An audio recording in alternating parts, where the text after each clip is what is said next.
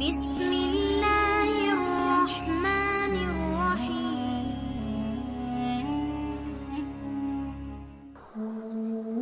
حضرت جریر رضی اللہ بیان کرتے ہیں کہ ہم دن کے پہلے پہر رسول اللہ صلی اللہ علیہ وسلم کی خدمت میں حاضر تھے کہ ایک قوم آپ کے پاس آئی۔ ان کے بدن ننگے تھے، انہوں نے اونی دھاری دار یا عام چادریں پہن رکھی تھی اور وہ تلواریں گلے میں ڈالے ہوئے تھے۔ ان میں سے ایک زیادہ تر بالغ سب کے سب مزار قبیلے کے تھے۔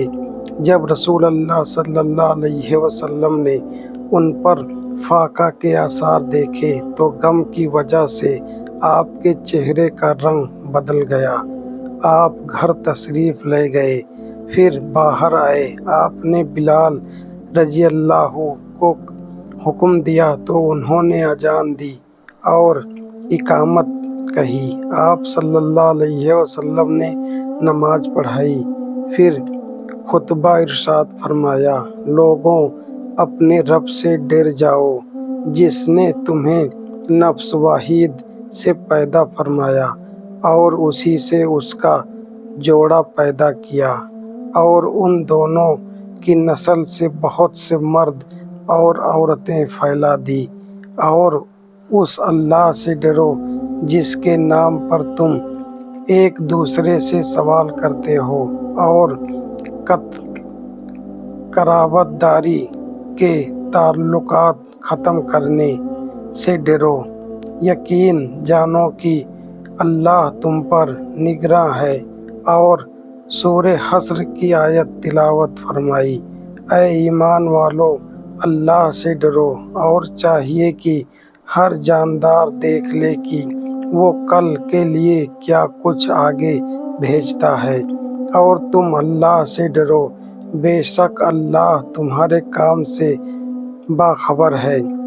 اس لیے کسی نے دینار صدقہ کیا، کسی نے درہم، کسی نے کپڑا، کسی نے گیہوں کا شاہ اور کسی نے ایک شاہ کھجوریں صدقہ کی، یہاں تک کہ آپ صلی اللہ علیہ وسلم چاہے کھجور کا ٹکڑا صدقہ کرو۔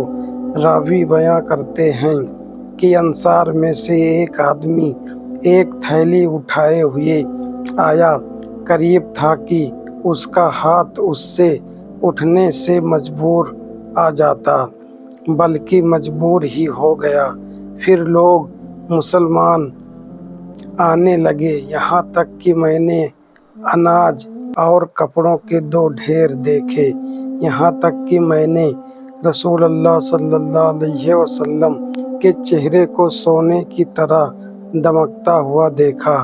رسول اللہ صلی اللہ علیہ وسلم نے فرمایا، جس شخص نے اسلام میں کوئی اچھا طریقہ شروع کیا تو اسے اس کا اور اس کے بعد اس پر عمل کرنے والوں کا ثواب ملتا ہے، اور اس نے ثواب میں کوئی کمی نہیں کی جاتی۔